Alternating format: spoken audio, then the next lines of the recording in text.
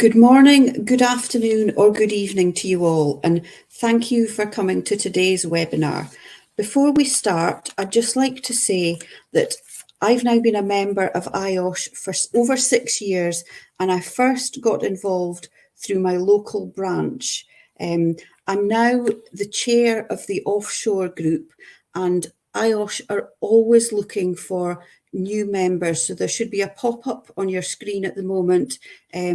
Feel free to click on that link to find out some more information or to make contact with me offline following this webinar if you wish to know some more information. So I'd like to continue now and welcome our speaker for today, who's Carl Mayfield, apologies there, and I want to thank him for offering to present his session. So Carl, if I can welcome you to the stage and pass over to you. Hi, Rachel. Okay, thank you. I'll let you carry on now. Brilliant.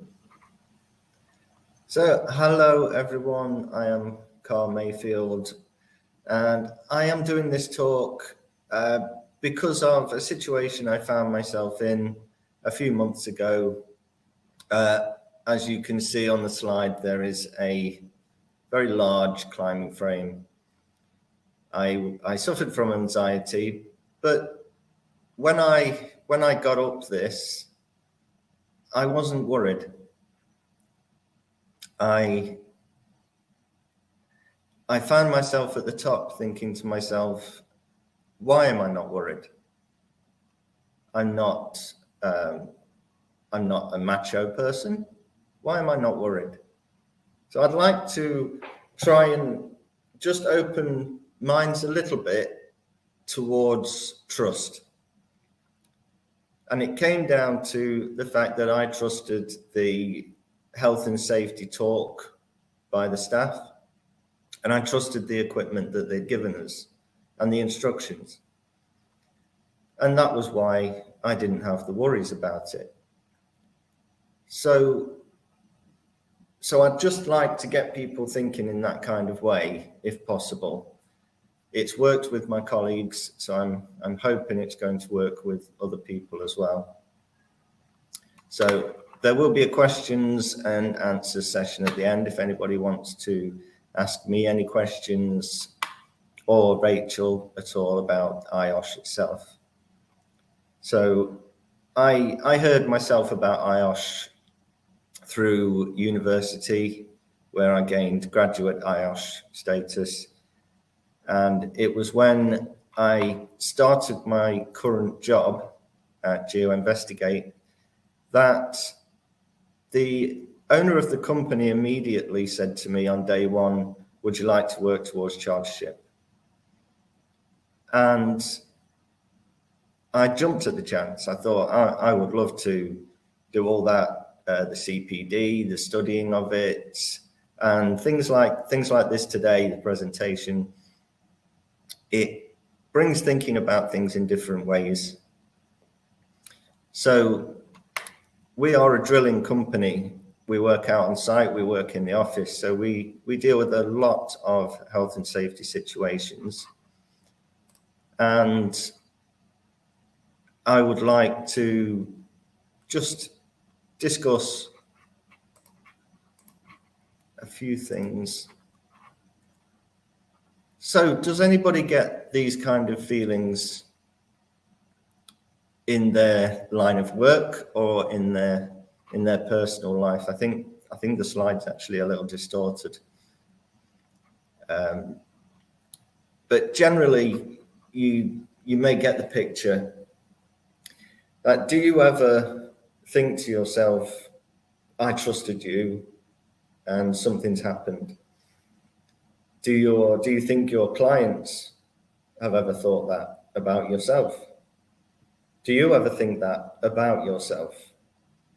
I feel that trust is a very important part of what we do in work and also our day-to-day lives. So being up that climbing frame made me have this feeling of, why wasn't I worried? Why? I must have trusted these people without even knowing. I unconsciously trusted those people. So we go through some of the most common workplace injuries, and I've made a few notes on what I'd like to mention. So, of course, slips, trips, falls, we all know about. It may be the most common, or at least one of the most common workplace injuries. But generally, what do you trust with this? If you imagine you are driving a vehicle, you're driving your car or a lorry, you're constantly looking in your mirrors, you're constantly looking around you, you're aware. So if people were to walk with that feeling of driving a vehicle, you may be more aware of what's around you. You don't drive your car and suddenly think, oh, that was a speed bump. You will have seen it. You will have seen it from hundreds of meters in front of you. You would know that there's a speed bump there. So in the office, could you see something in front of you before you get to it? So being aware of what's around you is very important. You may see spillages, you may see cables on the floor, you may see obstructions. But do you trust yourself to see everything? You need to trust your colleagues as well, not to have left something on the floor. You just have to have this trust to look around you. So from there, I moved into the thought of getting stuck in moving machinery. Now, as a child, I was always taught when crossing the road, stop, look, listen, and think. Can we now bring that into the workplace with risk management? Now, risk management in the workplace is not simply about construction. If ever you mention health and safety to someone, many people will think of a building site. But it's not. Who do you trust, whether you're on a building site or not? You need to trust your manufacturer of your equipment. Do you trust the manufacturer of your kitchen blender to make sure it won't cut your hand if you're silly enough to put your hand in it? Or do you trust that the oven is going to switch the hobs off when you turn the knob? Simple things as well, and people come up with things to deal with this, such as the gentleman who decided that pins kept sticking in his fingers, so he invented a thimble. A person who got hit on the head with a brick and decided maybe we need a hard hat. These people are to be trusted, and they are working towards the future to protect people in any position they're doing, any form of life where you may be, whether it's in your home kitchen, a work kitchen, an office, or a building site. It could be anywhere. We need to trust what's around us, but just as much we need to be able to trust ourselves to do things correctly. So we come on to vehicle-related accidents. Now, this picture is not me, which is why there's a little happy face on it. But this was one of the obstacles that was 21 meters high on the climbing frame that's being shown. And 21 meters high, trying to ride a bike, which is clamped. I'll give you that. It is clamped to this girder. But even so, it still wobbles and you're still 21 meters high. You need to trust that that isn't going to fall if you wobble to the side. And I did. I went across this quite happily. And again, I didn't know why I wasn't very, very scared until it was actually a few days afterwards that I realized. So we think with vehicles, things that happen with vehicles, such as a forklift truck. Forklift trucks are very, very quiet. You may not hear them moving. You may not see them moving, but they are trained to honk their horn when moving out of a warehouse or turning a corner. Excuse me. So you trust the driver to be doing that. The drivers are qualified. They know what they're doing. You also need to trust yourself not to get in the way of it.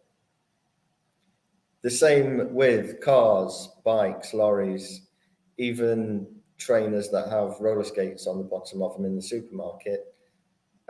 You can get in the way of any of these,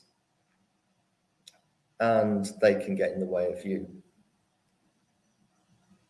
But it's the conscious and unconscious trust is of interest to me. With stress and exertion, do you consciously trust yourself to sit at your desk and be perfectly aware of everything you're doing? You're not too tired? Or do you unconsciously not even think about it? You just get on with your work. These things can be for yourself. You can also notice these in your colleagues. And it cannot be stressed enough that trusting your colleagues to do their work is great. But if they don't seem to be all right in themselves, it cannot be stressed enough that you need to ask. These things need to be asked.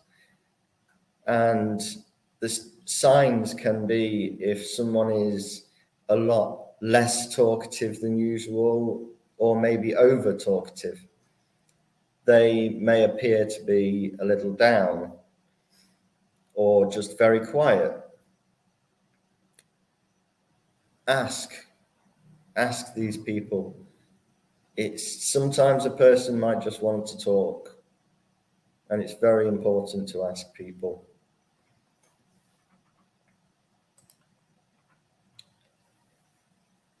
So I would like to give a moment for people to have a chance to just have a read of these thoughts.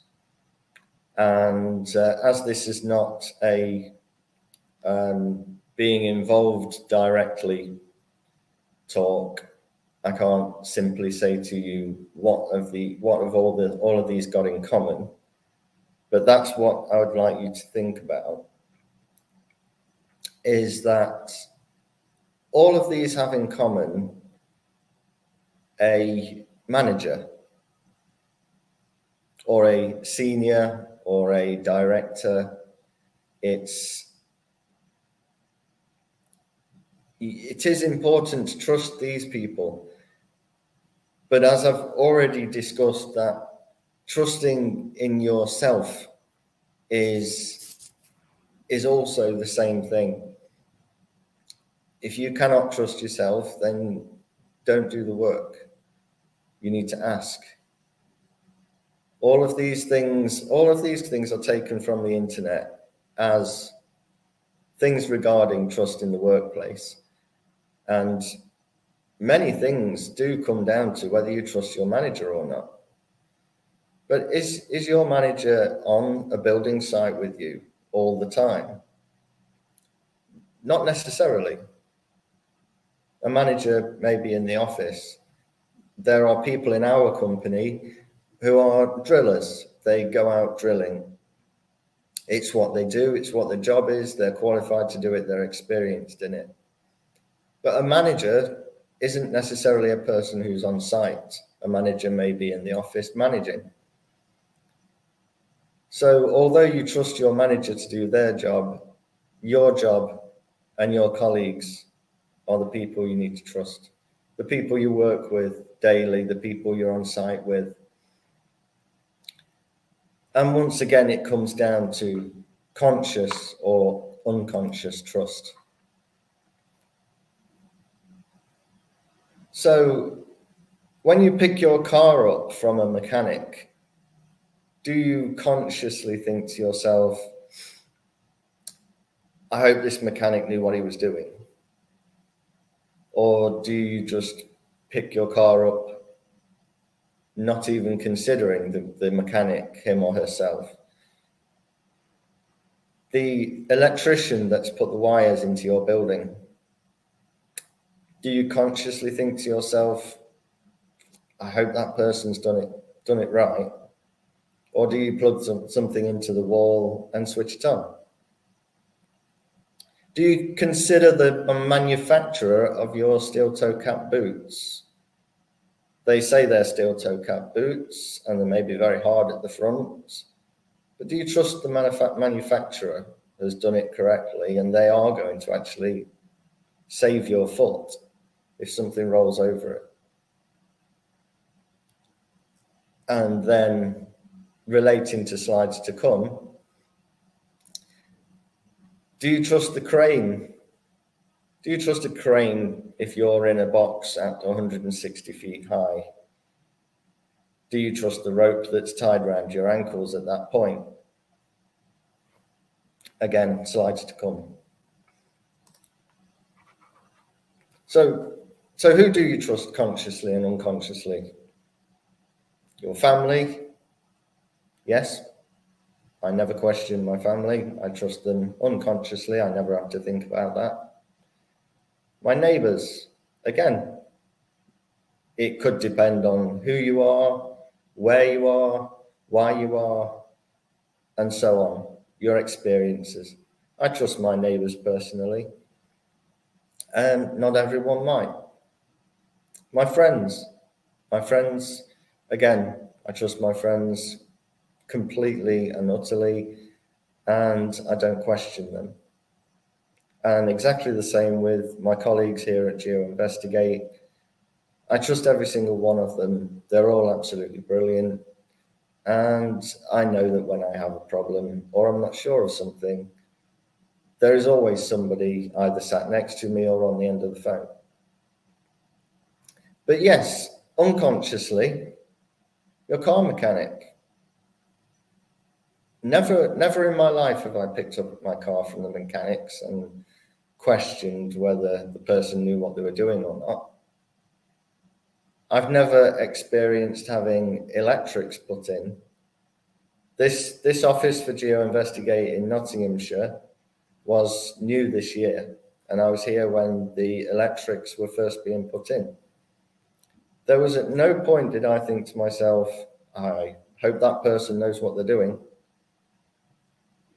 And some of these reasons can be that I am not an electrician. I am not a car mechanic. I have to trust these people. I don't know how to go and fix my own car or put electric wires into the house. I wouldn't be neither qualified, experienced, or knowledgeable to do any of those things.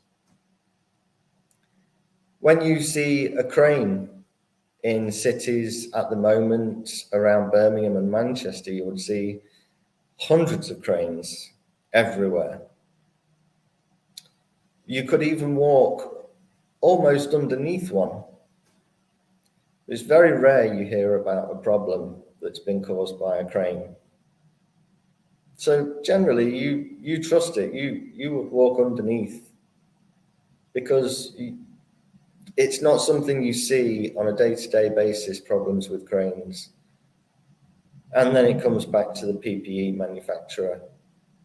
That I've never bought a pair of toe cap boots and thought to myself, oh, who manufactured these? I'd better go and check on them, see if see if they're good or not. I trust them. I trust the place where I bought them from.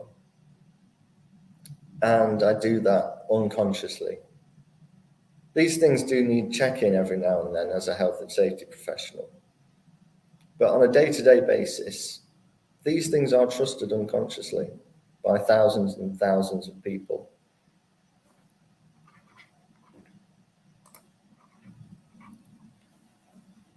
So, how far has trust taken me up to yet since I was up that climbing frame several months ago now? Well, I've been working in my job. I've had trust from my colleagues to be able to work the drills. I've trusted myself to work with the drills. I have trusted myself to drive vehicles that I've never driven before. I will soon be trusting myself to drive a vehicle towing a trailer and a drill, which is going to need some training, but I have to trust the person who's training me. I know who will be training me, and I trust him very much. So that's the trust factor of there. But the trust at the moment, again, seeing the rope in the background, I soon ended up here, which is where the rope and the crane comes in. This is myself in Tamworth only 2 weeks ago. I had to get this in before doing this presentation. There will be further things I'll be doing, which can be seen on my Twitter page, which I'm sure many of you have seen my Twitter page. If not, then everything I do will be put on there.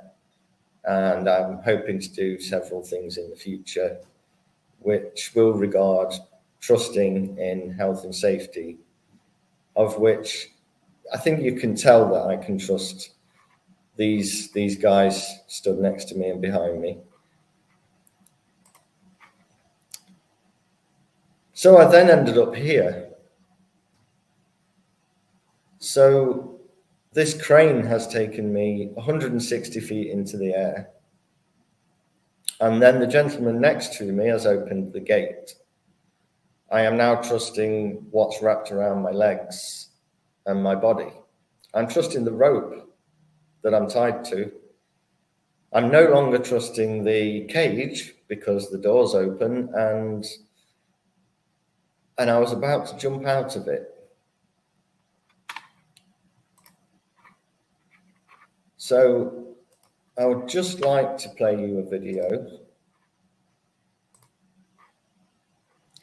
which the sound on this is lowered,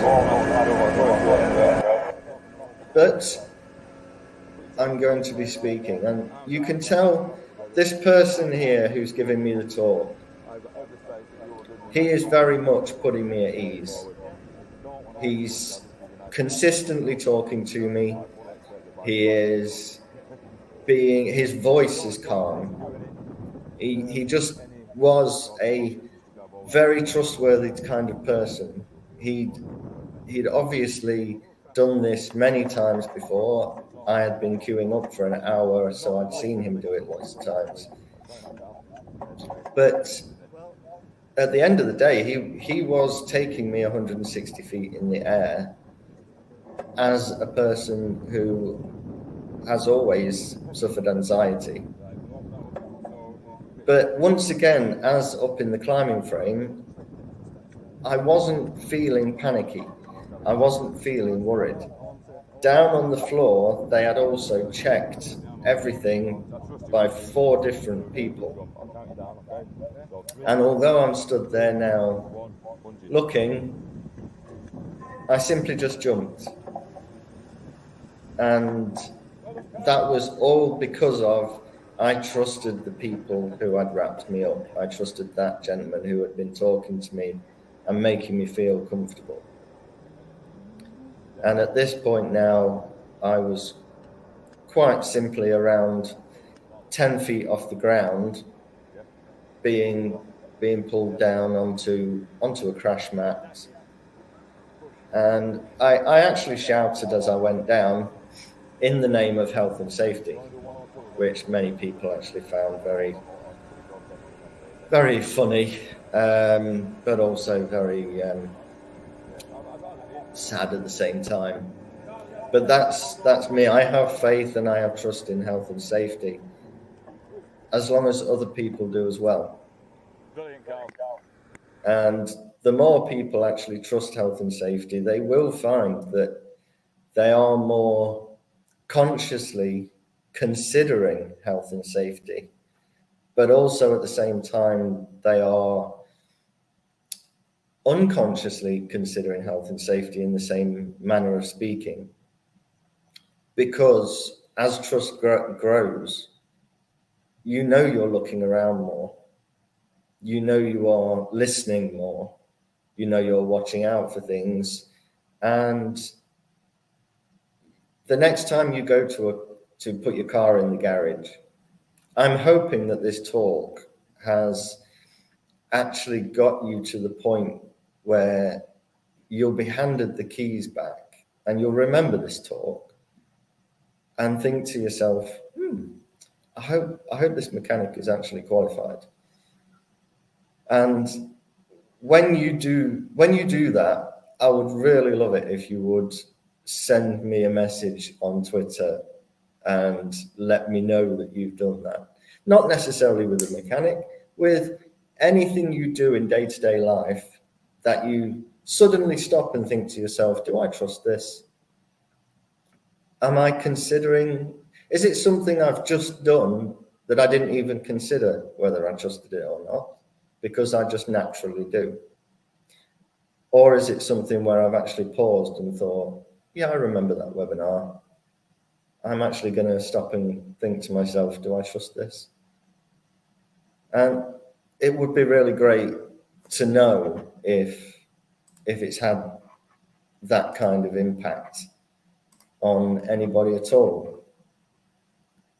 So I would like any questions at all that have been put into the box. I believe Rachel is going to ask me some of the questions or some questions herself to actually see how this has gone, what people think.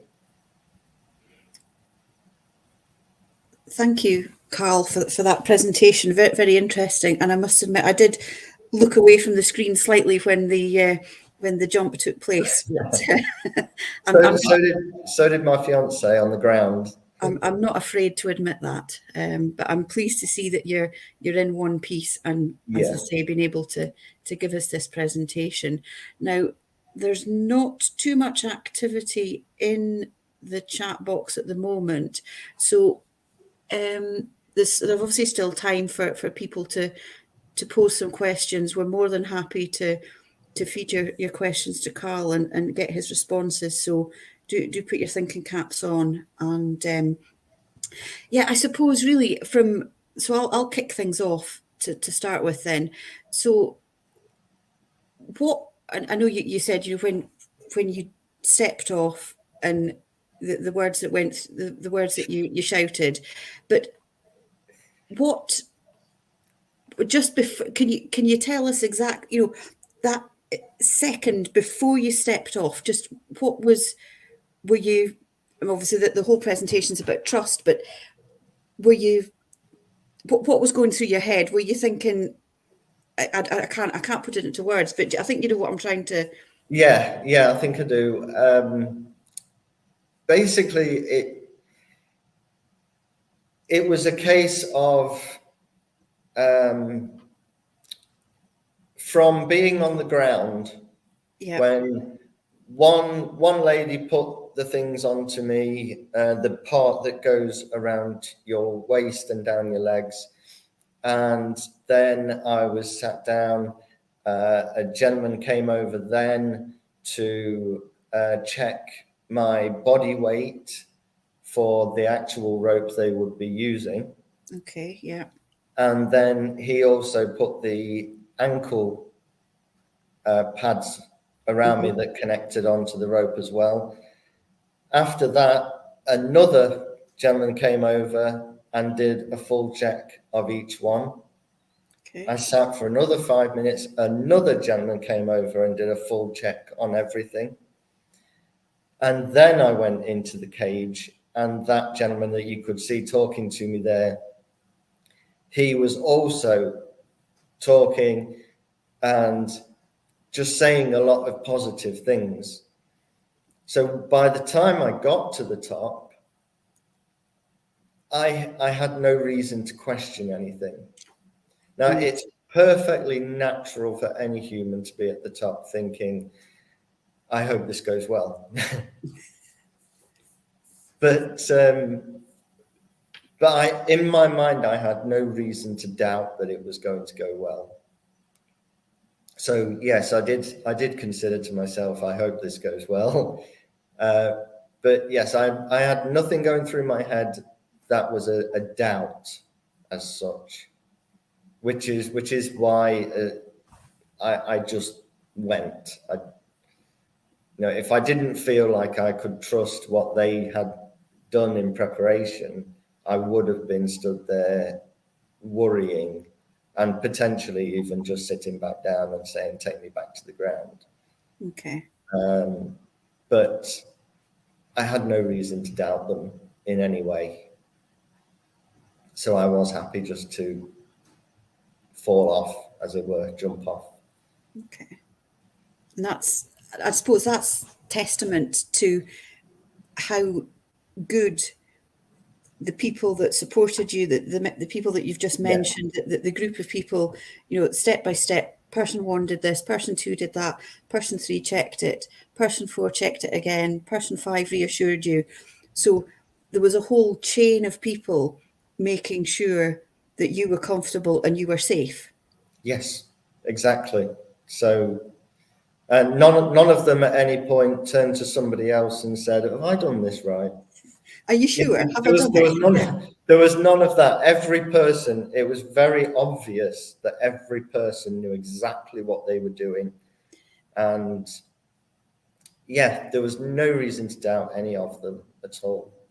So as you say, that it was clear that they were trained and they were competent, and you had absolutely no doubts whatsoever in their ability to do what you needed them to do. Yeah. As was when I was up the climbing frame in Skegness, I went up this with my daughter, and yes, it was at the top, and even once you've finished the whole thing, they ask you to walk over a beam onto a small platform that you just simply jump off, but you are connected to something. You only free fall for a matter of half a second. Okay, yeah. But it's the actual stepping off that platform that's that scary bit, the bit that would get someone. As soon as the cable has grabbed you after that half a second, anybody would know they're safe. But it's the actual stepping off that's the scary bit. And I didn't find I was worried. Okay. And that was because the people there, again, the same as when I did the bungee jump, the people at the climbing place they went through everything before you even left the ground. Right, yes. And then there was one of them up there all the time within a few meters of you, that if you did suddenly get scared or something or other, if you needed help getting down, they're right there and they put you at ease. Okay. So although I'm not here to advertise any of these places, it's quite natural. People may know the places that I'm talking about. So yeah, I'm not specifically here to advertise them places, but it's obviously quite naturally advertising them because I'm complimenting them so much. and their processes and their procedures. Yeah. Okay. Now we've got a question come into the chat box, so I'll read that one out for you, Carl. We've got plenty of time for questions. So Adam has asked or commented, there appears to be a lot of focus within health and safety at the moment on psychological safety and whether employees feel safe to speak up and raise issues, as there is a lack of trust within organisations. Carl has a very questioning mind, but his experiences has shown that he has trust in what he has done. How can we, as health and safety people, improve trust in the workplace in routine situations?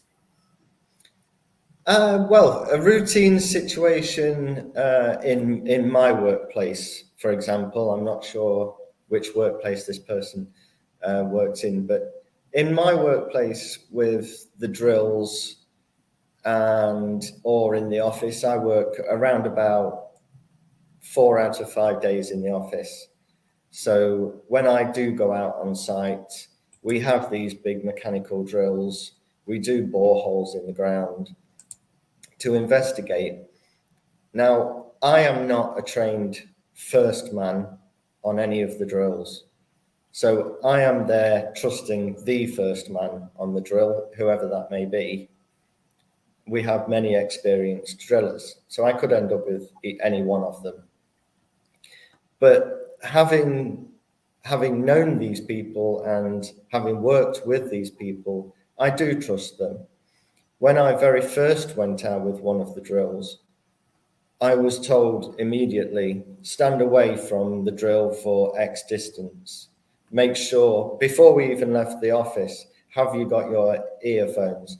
Have you got your high vis? Have you got your boots on? All of these things gave me the trust in who I was working with. And the same with them, as putting all of their correct things on, making sure the guard on the mechanical drill was connected correctly before doing anything. So you can't get your hands in there. You have to stand a certain distance from it. So we were protected well. So I trust all of my colleagues. So in the workplace, there has to be a reason to trust someone. That's the main thing, is give somebody a reason to trust you, or you have to have a reason to trust somebody else. Mm-hmm. So on a day-to-day basis, if somebody makes a mistake, say something immediately. If you come out and say to your colleagues, if you were on site and something's happened, say to your colleagues, this has happened, my mistake.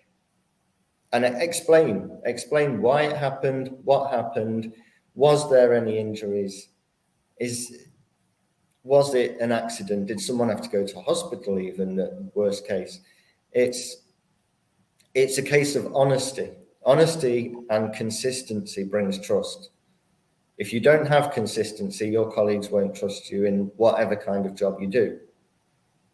So consistency and honesty, I feel, in any workplace will bring trust. So I hope that helps with that question. Okay. But yes, stay consistent. Thanks, Carl. Great. So another question, comment from Paul Turnbull: blind trust versus informed consent. Same as when you tandem skydive. Would you agree? Would you say? Yes, with the skydive, that was actually on my list of things to do. I don't think I'll get it done this year, but it will be something I'll be doing. But I think it would come down to a similar situation as the bungee jump. So a tandem skydive, you are putting your life in the hands of not only the person who is jumping with you, but the person who packed the parachute, mm-hmm. The person who's flying the plane. there's a lot of different aspects in this where I don't think I personally could do a skydive without conscious trust.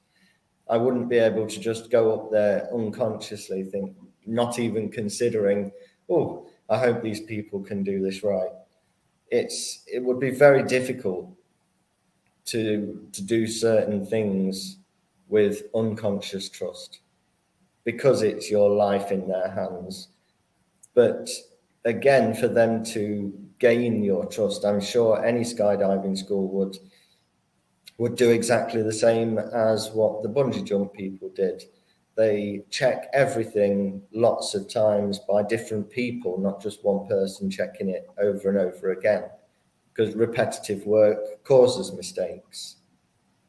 So if I was to do that, then I would expect that same. It would certainly not be blind trust. So I would do research on the company first. It's not a common thing that you hear about skydiving accidents especially in this country. But I don't think people realize how many skydives are actually done every day in this country, which is something I would look up prior to doing it.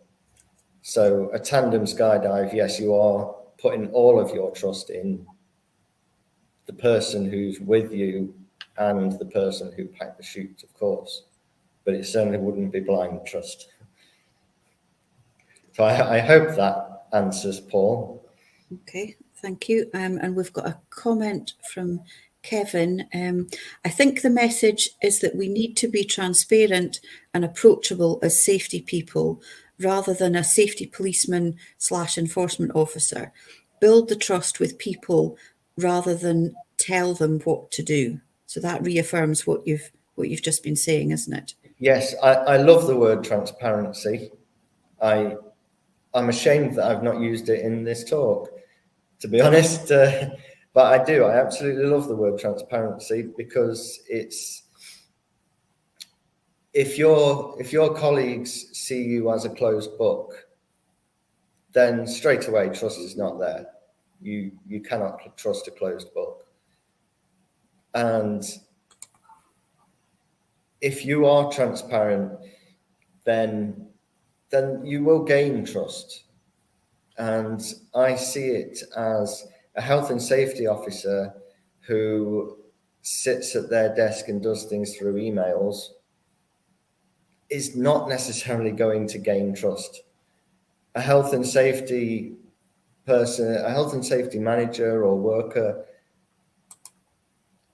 should be approachable and should actually speak to the people who are doing the job. So I've been out on site and done these jobs. I can see with my own eyes potential problems, and I could potentially just go back to the office and write up some health and safety form. But that's, in my opinion, once again, is not something that should be done. You should be asking all of those drillers, all of those other workers who are doing any of the work for the company, ask them. They're the ones doing it on a day-to-day basis.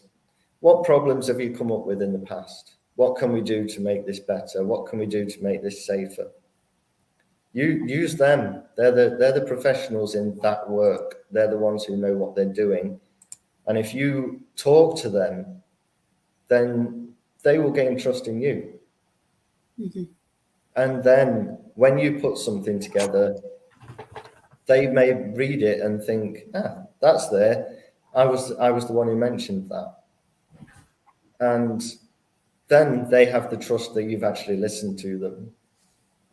So it works from all sides. A health and safety manager can be as knowledgeable as possible in procedures and the laws.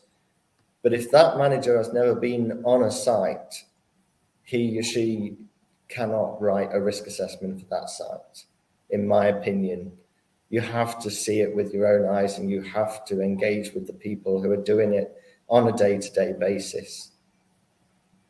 And that's the way that we gain trust. Okay, thank you. Yes, I absolutely, completely agree with you there. Now, we do still have a few minutes if anybody else wants to put a question into the Q&A. Oh, we've got another comment just come in from Paolo.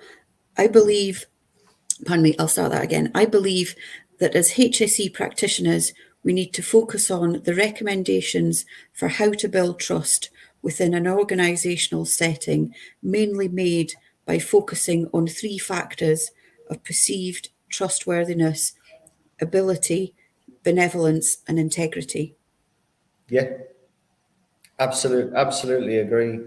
The ability comes down to, it could even come down to the stress and overexertion side of the slide that I did, where you may have a lack of trust in someone if they come in and they're extremely tired. That could have you questioning them. Or if they appear to be overstressed, the psychological side of a person, is that person okay? Ask them. Talk to them. Very, very important side of health and safety is that psychological aspect. And talking is the thing to do. It's some people actually prefer to talk through an email or a text message, but that's something that you need to find out about someone. So if whichever way they are more comfortable talking, just make sure that they know you are available to talk. And yes, their ability to do something, or our drillers, yes, ability is endless. But even still, they have the knowledge, they have the ability, they have this, and for this they are trustworthy. Absolutely, yes.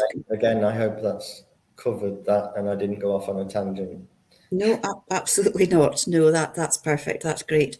Okay, well, we don't have any more questions coming through, so I would just like to thank you again for approaching me and asking if you could present this session today. I've found it thoroughly informative, if not a little bit scary a couple of times, which we've already spoken about, but thoroughly interesting presentation, great session, and some good questions coming in from the Q&A side there. Yeah, I'd like to say as well that in the future, who knows, the skydive may be there one day. I'm also interested in abseiling as well and caving. When these things happen, I cannot honestly say, but these are things that I'm potentially looking at for the future to see how far trust can actually take me. Absolutely. No, so again, I'd just like to thank everybody for coming along and listening to Carl's presentation today and taking part with your questions. Thank you for letting me do it. And I just wish you all a very safe and healthy rest of your day, wherever you are. Thank you very much. Thank you.